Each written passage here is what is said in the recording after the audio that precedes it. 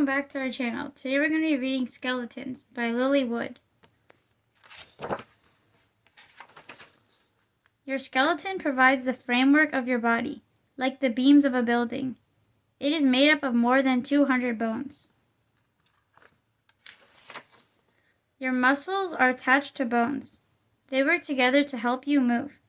Without them, you could not run, walk, or swim. In a museum, you may see dry and white bones. Bones inside people, however, are moist and brownish or pinkish. Compact bone, spongy bone. The hard outer part of a bone is compact bone. It is heavy and strong. The inner part is spongy bone. Like a sponge, it has lots of spaces, which make bones fairly lightweight. Take your weight and divide by 5. That's about how much your skeleton weighs. Ligaments attach one bone to another. Bones connect at joints. This allows them to move. Hinge and ball and socket joints are the major types of joints in your body. Hinge joints are like doors. They allow bones to swing back and forth, but in one direction only. Your knees, elbows, and fingers have hinge joints. The elbow is a hinge joint. Hips and shoulders have ball and socket joints. The top end of the upper leg bone is rounded, like a ball. It fits into a cup-shaped socket in your hip. The hip is a ball and socket joint. This allows your leg to have a wider range of movement, so you can run, swim, or even do a roundhouse kick. The skull protects your brain. It is made up of 28 bones. 8 bones cover the brain, making the cranium.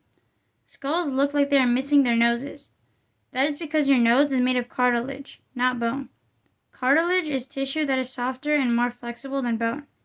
It also decomposes faster, so skulls that you see usually have a hole where the cartilage was. Below the skull is the spine or backbone. It supports your body. It is made up of small bones called vertebrae. Vertebrae are strung on your spinal cord, a rope-like bundle of nerves like beads on a necklace. In between vertebrae are cushions of cartilage called discs. Spine, backbone, vertebrae. Vertebrae, hip bones. Your skeleton has 33 vertebrae. The lower ones form the sacrum and the tailbone. There is a bowl-shaped collection of bones between your hips called the bony pelvis. It protects the organs in your lower abdomen and pelvis. Your heart and lungs are protected by your rib cage. The rib cage is made of 12 pairs of ribs. Ribs are narrow bones that curve from your spine to the front of your chest. Most ribs are attached to the breastbone with cartilage. This allows them to move as you breathe. Breastbone.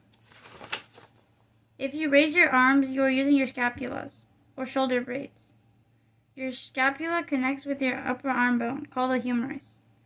At the elbow, the humerus attaches to 2 bones, the radius and the ulna. They make up your forearm. Scapula, humerus, radius, ulna. 27 bones make up your hand. Your fingers are made of bones called phalanges.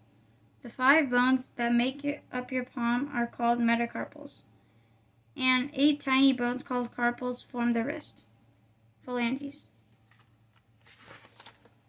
The longest, heaviest, and strongest bone is the thigh bone, or femur. It has to be strong because it carries most of your weight when you're upright. Femur, fibula, tibia.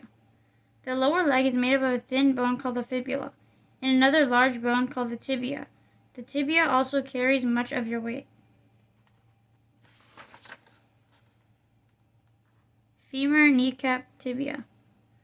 Your kneecap is not connected directly to other bones. It is set inside a tendon.